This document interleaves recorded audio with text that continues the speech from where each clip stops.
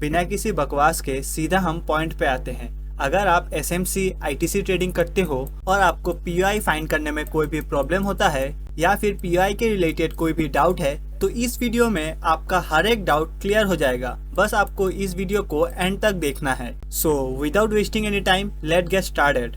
जैसा कि आप सबको पता है पीओआई होता क्या है। पीओआई एक ऐसा एरिया है जहां से प्राइस रिजेक्शन लेकर ऊपर जाना पसंद करता है। फॉर एग्जाम्पल ये रहा हमारा पीओआई, प्राइस इस एरिया पे टैप करता है और यहाँ से अपने ट्रेंड को कंटिन्यू करता है। हम इस एरिया को पीओआई कहते हैं। पीओआई यानी कि पॉइंट ऑफ इंटरेस्ट। अब वैसे तो पीओआई में दो मेजर पार्ट है। पहला है हमारा गैप्स एंड दूसरा है ब्लॉक।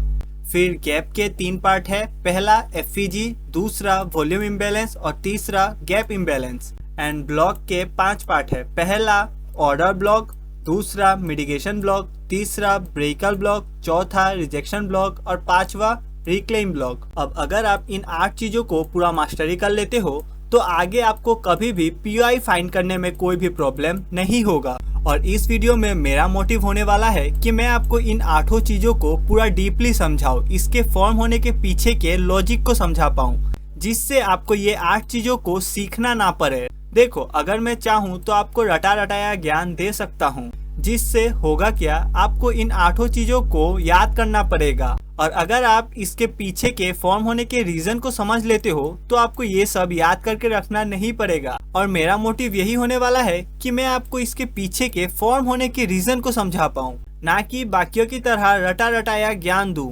तो चलिए सबसे पहले हम गैप से शुरू करते हैं। सबसे पहला है एफईजी। एफईजी यानी कि फेयर गैप वैल्यू। एफईजी, अब ये एफईजी होता क्या है वो समझो। जब भी प्राइस 3 कैंडल के बीच में कोई भी गैप बनाता है तो उसे हम एफईजी कहते हैं। जैसे कि आप इस एग्जांपल में देख सकते हैं, ये है हमारा पहला कैंडल, ये है दूसरा और ये है तीसरा। आप क्लियरली देख पा रहे हैं पहले कैंडल और तीसरे कैंडल के बीच में ये गैप है और हम इसी गैप को एफईजी कहते हैं। एफईजी यानी कि फेयर गैप वैल्यू। देखो, एफईजी फॉर्म होने का मेन रीजन है बिग प्लेयर का एंट्री। जब भी बिग प्लेयर अपना पैसा मार्केट में डालना शुरू करते हैं तो वहां पे एफईजी क्रिएट होता है, यानी कि गैप क्रिएट होता है। अब ऐसा तो है नहीं कि मैंने बोल दिया कि बिग प्लेयर एंट्री करते हैं तो एफईजी बनता है, तो ये बात सच हो। ये होता क्यों है वो समझो। लेट सपोज ये हमारा एक ग्रीन कैंडल है, आप इसे रेड भी कंसिडर कर सकते हो, कोई प्रॉब्लम नहीं है। जब रिटेलर, छोटे लोग पैसा मार्केट में डालते हैं तो वहां पे कैंडल क्रिएट होता है। जैसे जैसे पैसा मार्केट के अंदर जाता है कैंडल ऊपर निकलता है। लेकिन जब वहीं पे बिग प्लेयर एक बार में ज्यादा पैसा डालते हैं तो प्राइस सडनली स्पाइक करता है और उनका पैसा कंटिन्यू मार्केट में जाता रहता है। तो वही प्राइस नीचे नहीं आता, वो सीधा ऊपर निकलते रहता है। वो बस एक हमारा फुटप्रिंट होता है जिससे हम पता कर पाते हैं कि हाँ, यहाँ पे बिग प्लेयर अपना पैसा डाल रहे हैं, जिससे प्राइस में सडनली हमें स्पाइक देखने को मिल रहा है। रुको, इसे मैं आपको और अच्छे से समझाता हूँ। लेट सपोज ये एक बाउल है और इस बाउल के अंदर पानी है। अब मान लो यहाँ पे हम जैसे छोटे छोटे रिटेलर इसमें पत्थर फेंक रहे हैं तो क्या होगा, यहाँ पे थोड़ा सा मोमेंटम हमें देखने को मिलेगा, राइट, यानी कि पानी थोड़ा हिलेगा। लेकिन अगर यहाँ पे कोई एक बड़ा पत्थर फेंक दे तो क्या होगा, ऑब्वियसली तो यहाँ पे पानी ज्यादा मूव करेगा और नीचे भी थोड़ा बहुत गिर जाएगा। तो बस यही सेम चीज यहाँ पे होता है। जब बिग प्लेयर मार्केट में सडनली पैसा घुसाते हैं तो वहाँ पे हमें कुछ ऐसा फुटप्रिंट देखने को मिलता है। और एफईजी वर्क कैसे करता है वो तो आपको पता ही होगा। जैसा कि ये हमारा एफईजी है तो प्राइस ऊपर जाएगा, फिर नीचे आएगा, इस एफईजी को टैप करेगा और फिर अपने ट्रेंड को कंटिन्यू करेगा। अब समटाइम्स क्या होता है, वहां पे हमारा कैंडल के साइड वीक भी होता है। तो वीक हो या ना हो, हमें बस यहाँ पे गैप फाइंड करना है, जो कि हमारा पहला कैंडल, ये जैसे कि हमारा पहला कैंडल है, ये दूसरा कैंडल और ये तीसरा कैंडल। अगर पहला कैंडल और तीसरा कैंडल के बीच में गैप है तो वो हमारा एफईजी होता है। और एक बात, एफईजी का साइज मैटर नहीं करता हो, वो भले कितना ही छोटा क्यों ना हो, उसका पावर उतना ही रहता है।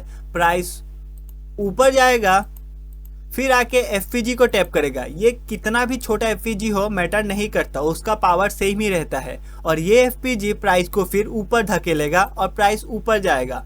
अब ये प्राइस यहीं से ऊपर क्यों जाता है वो समझो। जब बिग प्लेयर अपना पैसा लगाते हैं तो मार्केट में सडन स्पाइक आता है, जिस कारण यहाँ पे उनका ऑर्डर कुछ पेंडिंग रह जाता है। तो बस प्राइस को वो नीचे लेके आते हैं और जो यहाँ पे उनका ऑर्डर एग्जीक्यूट होना बचा हुआ होता है वो यहाँ पे वो फुलफिल करते हैं और फिर अपने ट्रेंड को कंटिन्यू करते हुए ऊपर ले जाते हैं। तो बस इसी चीज से एफईजी वर्क करता है, वो अपना ऑर्डर बचा हुआ ऑर्डर लेने आते हैं। अब चलिए हम देखते हैं कि ये चार्ट पर वर्क कैसे करता है और दिखता कैसा है। तो अभी हम बैंक निफ्टी के चार्ट पे आ गए हैं और यहाँ पे हम एफईजी फाइंड करते हैं।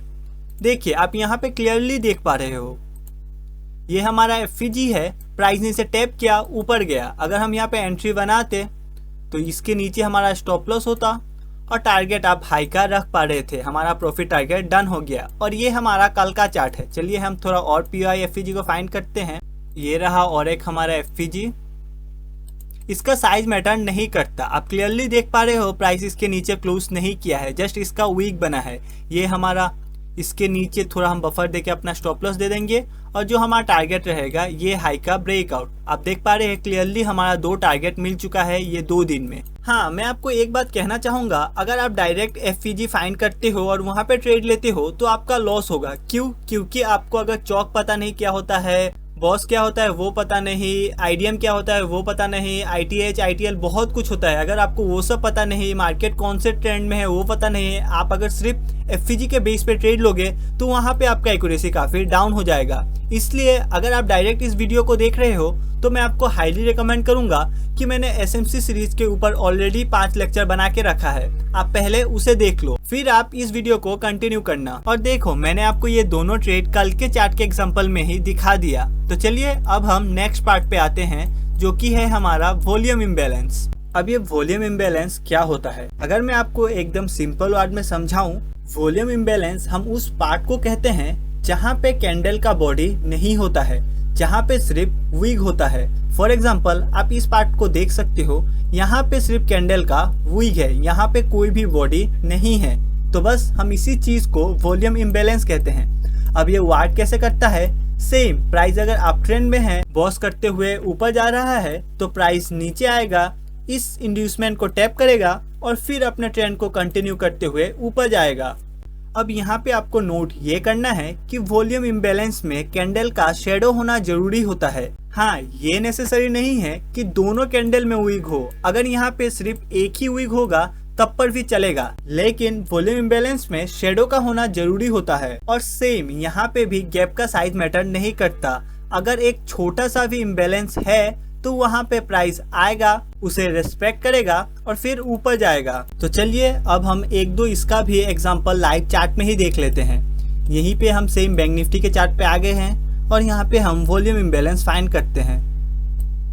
As you can clearly see that ये यहाँ पे हमारा वॉल्यूम इम्बैलेंस, प्राइस आया, इसको टैप किया, ये रहेगा हमारा एक छोटा सा स्टॉप लॉस, थोड़ा सा बफर देके, और आप अपना टारगेट इसके ऊपर रख सकते हो। और देखो ये सब मैं आपको ज्यादा पीछे जाके ढूंढ के नहीं दिखा रहा है, ये सब आप देख ही पा रहे हो। ये 17 नवंबर का है। पता है मैं एसएमसी आईटीसी को इतना प्रमोट क्यों करता हूँ? क्योंकि ये एक ऐसा चीज है जहाँ पे अगर आपका स्टॉप लॉस हिट होता है तो आप उसके पीछे के रीजन को जान पाओगे। और जैसा कि अगर आप उसके पीछे के रीजन को समझ लेते हो तो वहाँ पे बहुत कम ही चांसेस रहता है कि आप उस मिस्टेक को बार बार रिपीट करोगे। ऐसा बिल्कुल नहीं है कि आप नेक्स्ट डे से ही उस गलती को रिपीट नहीं करोगे, लेकिन जब आप उस चीज को नोटिस करोगे कि हाँ मैं इस चीज को बार बार गलत वे में ले रहा हूँ, तो आप आगे चल के उसे ठीक कर लोगे। इसलिए एसएमसी आईटीसी को मैं इतना प्रमोट करता हूँ और ये एक्चुअली काफी हेल्पफुल है और बहुत इफेक्टिव भी है। अब देखो अगर आप यहाँ पे वॉल्यूम इम्बैलेंस फाइंड करते तो यहाँ पे आपका स्टॉप लॉस चला जाता। आप कहोगे ये क्यों हुआ? तो देखो ब्रदर, आपको पता नहीं last line of defence, fast line of defence क्या होता है, आईटीएच आईटीएल क्या होता है, एसटीएल एसटीएच क्या होता है। अगर आप सिर्फ वॉल्यूम इम्बैलेंस को फाइंड करोगे और वहाँ पे ट्रेड बनाओगे तो आपका स्टॉप लॉस हिट होना पक्का ही है। इसलिए मैं आपको बता रहा हूँ एसएमसी सीरीज काफी बड़ा है और इसे मास्टरी करना काफी डिफिकल्ट होता है। जैसा कि आपको पता है ट्रेडिंग में 90% ट्रेडर लॉस करते हैं। अगर एक्चुअली में इंडिकेटर से पैसा बनता तो वहाँ पे हर कोई ही प्रॉफिट करता। कोई 7 साल 10 साल का एमबीबीएस नहीं करता और फिर जाके डॉक्टरी करता है, ये सब कोई भी नहीं करते। सब कुछ चार्ट खोलते और आपकी तरह मेरी तरह पैसा बनाते। एक्चुअली में ऐसा नहीं होता। यहाँ पे भी आपको बहुत कुछ सीखना पड़ेगा, अपना साइकोलॉजी ठीक करना पड़ेगा, रिस्क मैनेजमेंट ठीक करना पड़ेगा, तब जाके आप कंसिस्टेंट पैसा बनाओगे। यहाँ पे कोई भी शॉर्टकट नहीं है। मैं बहुत साल से ट्रेडिंग कर रहा हूँ, मैंने बहुत कुछ यूज़ किया है, तब जाके बता रहा हूँ। अगर एक्चुअली में इंडिकेटर से पैसा बनता तो सेबी के न्यू सर्वे के हिसाब से 93% ट्रेडर लॉस में नहीं होते। आपको ये सब चीज़ पे टाइम देना पड़ेगा, तब जाके आप मार्केट से पैसा बना पाओगे। और ट्रस्ट मी गाइस, अगर आप एक बार पैसा बनाना शुरू कर दोगे तो आपका हर एक एफर्ट वर्थ इट होगा। पता है, मेरे जिम में कुछ लोग ऐसे हैं, वो लोग बात करते हैं कि उनके पास एक सेटअप है, अगर प्राइस 9 EMA के ऊपर क्लोज करता है तो वहाँ पे उन्हें बाइंग करना होता है। अगर सच में ये इतना इजी होता, क्या ही बताऊँ, रहने तो छोड़ो।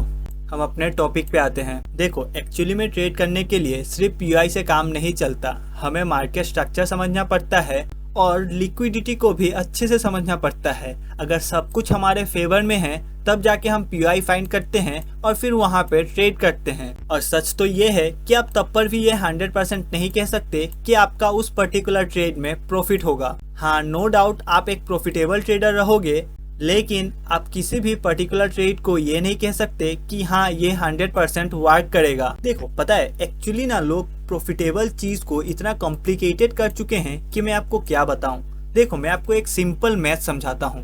मान लो आप 1:3 रिस्क टू रिवॉर्ड को फॉलो करते हो, यानी कि 100 के लॉस के बदले आप 300 का प्रॉफिट करते हो। अब देखो, आप सोचोगे 1:3 काफी बड़ा होता है, लेकिन जो SMC ITC ट्रेड करते हैं, जिन्हें थोड़ा बहुत आइडिया है, उन्हें पता है SMC ITC के मदद से 1:3 रिस्क टू रिवॉर्ड अचीव करना कोई भी बड़ी बात नहीं है। अब मान लो आपने 10 ट्रेड लिया 1:3 रिस्क टू रिवॉर्ड को फॉलो करते हुए, और मान लेते हैं आपका 10 में से 60 ट्रेड में स्टॉप लॉस हिट हो गया, तो आपका टोटल लॉस कितना होगा? 700 का, राइट। और आपने 3 ट्रेड में प्रॉफिट किया, तो वहां पे आपका प्रॉफिट कितना होगा? 900 रुपीज। तो देखो, आप यहाँ पे भी प्रॉफिट में हो, 200 रुपए के प्रॉफिट में हो। लेकिन मुझे समझ में नहीं आता लोग इस चीज को इतना रॉकेट साइंस बना के क्यों रखे हुए हैं कि प्रॉफिटेबल बनना इतना डिफिकल्ट है। एक्चुअली में प्रॉफिटेबल बनना कोई भी रॉकेट साइंस नहीं है, बस आपको सही कैलकुलेशन और साइकोलॉजी स्ट्रांग होना चाहिए, बस। तो चलो ज्यादा ज्ञान ना देते हुए हम अपने टॉपिक पे आते हैं। नेक्स्ट है हमारा गैप इम्बैलेंस। अब हम गैप इम्बैलेंस किसे कहते हैं वो जान लेते हैं। देखो, गैप इम्बैलेंस तब क्रिएट होता है जब दो प्राइस के बीच में एक टोटली गैप होता है। अब देखो, गैप इम्बैलेंस को ट्रेड करने के लिए हमें एक टूल का हेल्प लेना होता है। उससे पहले मैं आपको बता देता हूँ गैप इम्बैलेंस काम कैसे करता है। Let's suppose price up trend में है और यहाँ पे गैप इम्बैलेंस क्रिएट हुआ, तो प्राइस फिर ऊपर थोड़ा जाएगा, इस गैप इम्बैलेंस को टैप करेगा अराउंड 50% और फिर ऊपर चला जाएगा, पॉज कर देगा। अब देखो, गैप इम्बैलेंस को ट्रेड करने के लिए हमें एक टूल का हेल्प लेना पड़ता है और उस टूल का नाम है फिबोनाची। अब फिबोनाची में हमें थोड़ा सेटिंग करना पड़ता है, पहले मैं आपको वो बता देता हूँ। सिंपल से आपको फिबोनाची लगाना है, सेटिंग पे जाना है और जैसा कि आप देख पा रहे हो 0, 0.5 एंड 1 ये सेटिंग करना होता है। आप भी इसे कर लेना, आप चाहो तो आप इसका एक स्क्रीनशॉट ले सकते हो।